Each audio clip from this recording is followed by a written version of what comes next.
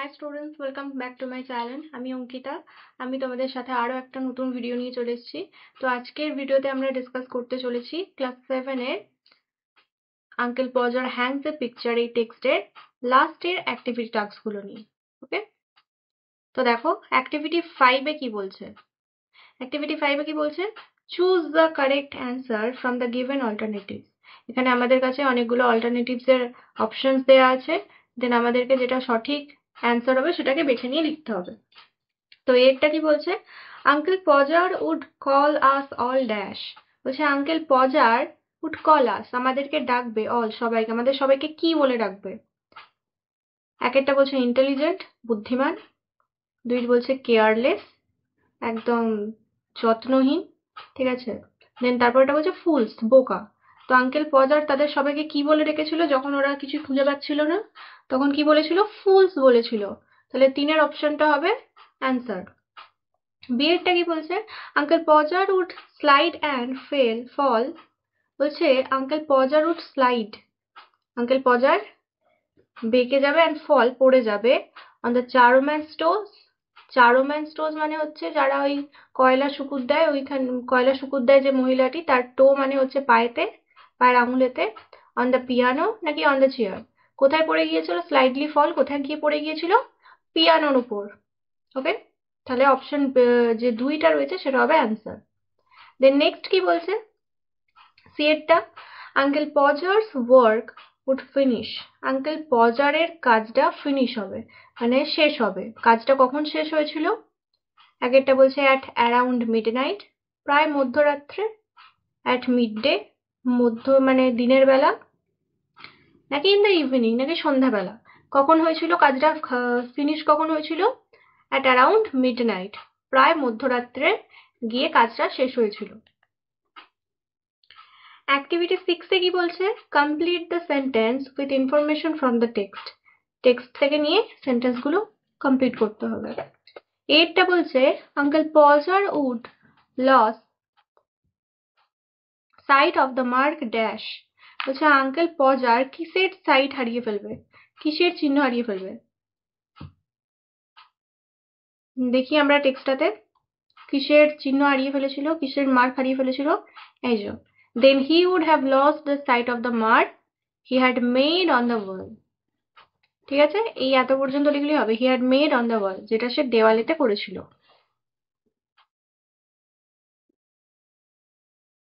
Next কি বলছে দেখো, বিয়েরটা বলছে dash trying to reach a point 3 inch beyond.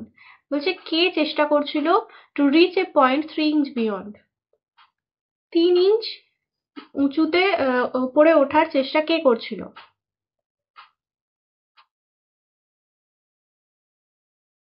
দেখো এখানে টেক্সটটা,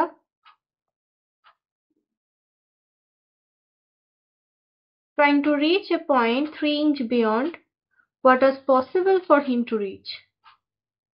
তা কে এখানে 3 ইঞ্চ বিয়ন্ডে পৌঁছবার চেষ্টা করছিল এখানে?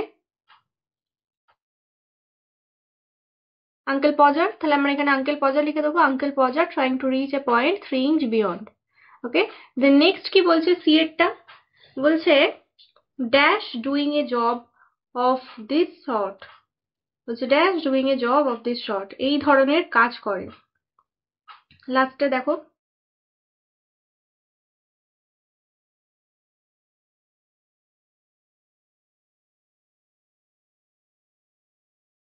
some people would have had a man in to do a little thing like that. না, এই লাইনটা হবে না। এইখানে দেখো, uncle Podger would reply picking himself up. এখানে বলছে আঙ্কেল পজার নিজেকে বড় করে দেখানোর জন্য উত্তর দিয়ে উঠবে। Why I like doing a little job of this short. বলছে কেন আমি পছন্দ করি এই ধরনের ছোট ছোট কাজ করতে। তো এখানে কোয়েশ্চেন্সটা কি ছিল? বলছে dash doing a little job of this short. বলছে কে করে এই ধরনের কাজ। সেখানে কে করে? এখানে আঙ্কেল পজার করে। তাহলে আমরা লিখে দেবো uncle Podger doing a job of this sort. Then next কি বলছে অ্যাক্টিভিটি 7-এতে? Complete the following table with the information from the text.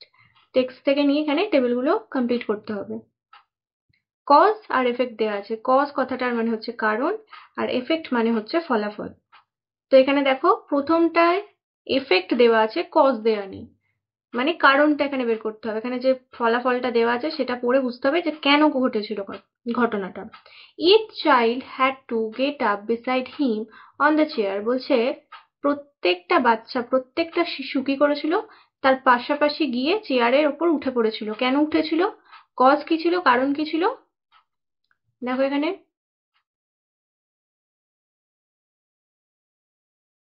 এই যে each of us had to get up on the chair beside him and see if we could find it. তো কেন উঠেছিল এখান থেকে বোঝা যাচ্ছে, টু সি, এখানে অ্যান্ড সি আছে তো এখানে টু লিখতে হবে, to see if we could find it এর বদলে they could find it. Okay, তাহলে to see if they could find it হলো। নেক্সট কি বলছে এখানে, এখানে তো সেম এফেক্ট দেওয়া আছে মানে ফলাফল দেওয়া আছে, তোমাদেরকে কারণটা বের করতে হবে। তো এখানে কি ফলাফল দেওয়া আছে, uncle Podger would fall on the onto the piano। বলছে আঙ্কেল পজার পড়ে যাবে কোথায়, পিয়ানোর উপর। তো এটার কারণ কি ছিল,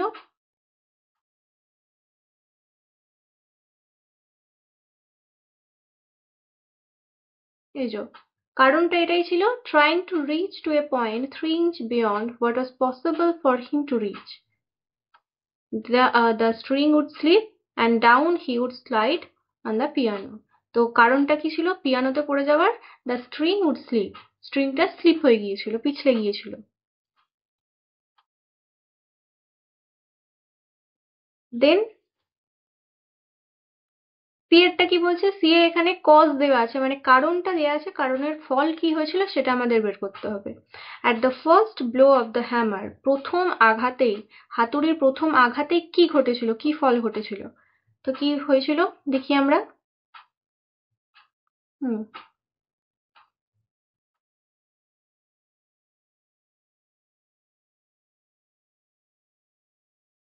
এই যে and with the first blow, প্রথম আঘাতেই he would smash his thumb, সে তার হাতের যে বুড়ো আঙুলটা ছিল সেটাকে কি করবে, থেতলে ফেলবে বা আঘাত দিয়ে মানে আহত করে ফেলবে।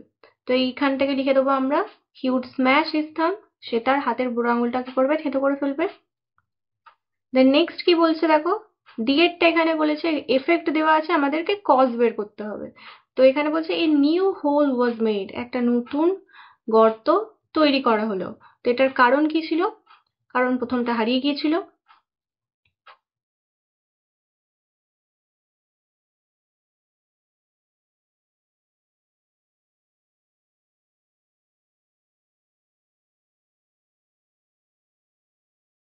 এই যে a new hole was made, then we find the rule and the string again and a new hole was made। তো এখানে কি ঘটলো, কারণটা কি ছিল, আমরা নতুন হোল কেন বানিয়েছিলাম, কারণ আমরা এখানে স্ট্রিংটা এবং এখানে স্ট্রিং এবার রুলটাকে ফেরত পেয়ে গিয়েছিলাম, খুঁজে পেয়ে গিয়েছিলাম। we would find the rule and the string again, আমরা রুলটা এবং স্ট্রিংটাকে আবার ফিরে পেয়ে যাব, তারপরে কি করব, আমরা একটা নতুন গর্ত তৈরি করব। ঠিক আছে,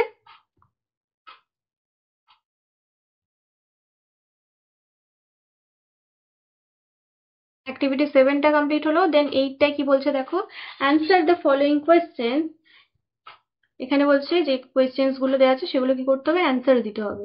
এরটা কি বলছে, give two instance to show the carelessness of uncle Podger. বলছে এখানে দুটো উদাহরণ দিতে হবে।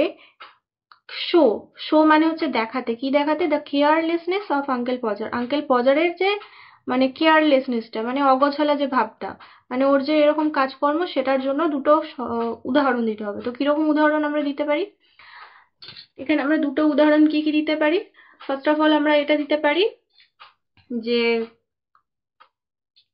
ও যখন প্রথম মেয়েটাকে 6 পেনি ওয়ার্থ যে পিনস গুলো আনতে পাঠিয়েছিল বা নেলস গুলো আনতে পাঠিয়েছিল, তখন কি করেছিল, ও শুধুমাত্র মেয়েটাকে কিনতে পাঠিয়ে দিয়েছিল যে পিন কিনে নিয়ে আসবে, কিন্তু তারপরে আবার কি করতে পাঠিয়েছে, একটা ওর ছেলেকে ওর সাইজটা বলার জন্য আবার ওর পিছু পিছু পাঠিয়েছে। তো এটা হচ্ছে একটা ওর কেয়ারলেসনেস বলা যেতে পারে। দেন সেকেন্ড ওর কি কেয়ারলেসনেস আমরা পাচ্ছি, সেকেন্ডলি আমরা পাচ্ছি যে এই যেমন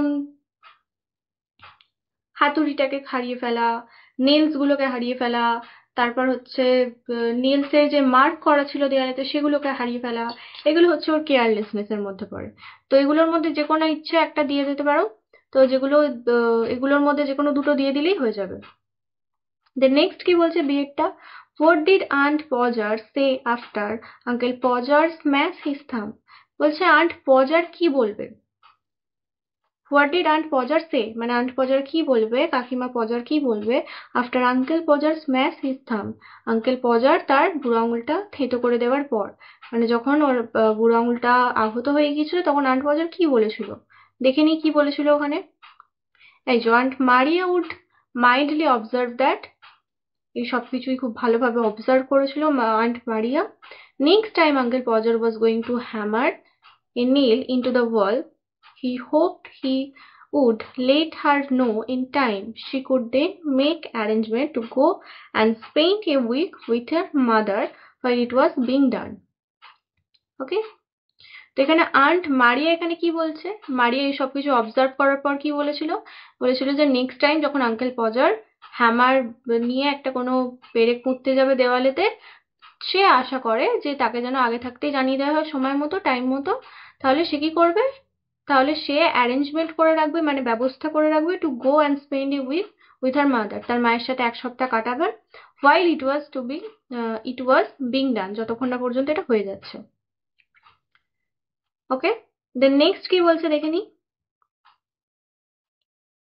বিয়েরটা বলছে কি, বিয়েরটা হলো, দেন সিয়েরটা কি বলছে, how did uncle পজার react after finishing the task. বলছে আঙ্কেল পজার কিরকম রিয়াক্ট দিয়েছিল, কিরকম ওর ব্যবহার দেখিয়েছিল আফটার ফিনিশিং দ্য টাস্ক, কাজটা পুরোপুরি শেষ হয়ে যাওয়ার পর কিরকম রিয়াক্ট করেছিল।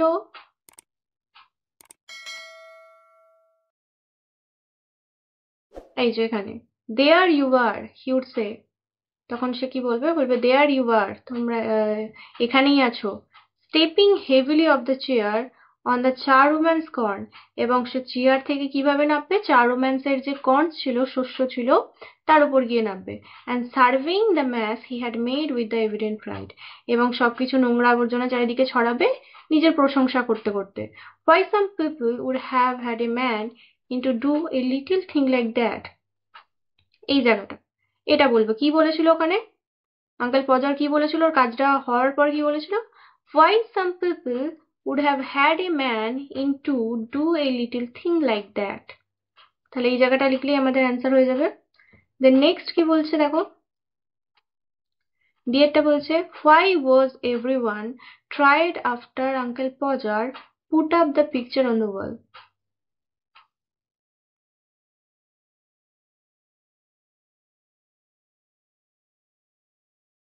বলছে why was everyone tired after Uncle Podger put up the picture on the wall, বলছে আঙ্কেল ওই সবাই কি নিয়ে টায়ার্ড হয়ে গিয়েছিল, কি নিয়ে বিরক্ত হয়ে গিয়েছিল, after uncle Podger put up the picture on the wall, যখন আঙ্কেল পজার ওই পিকচারটা দেওয়ালেতে টানিয়েছিল।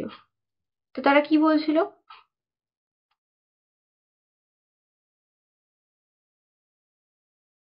পিকচারটা টাঙানোর পর কিরকম অবস্থায় ছিল, ভেরি ক্রুকড অ্যান্ড ইনসিকিওর, সেই ছবিটা কিরকম ছিল, ভেরি ক্রুকড, খুবই বেঁকা, এবং ইনসিকিওর, একদম অসুরক্ষিত।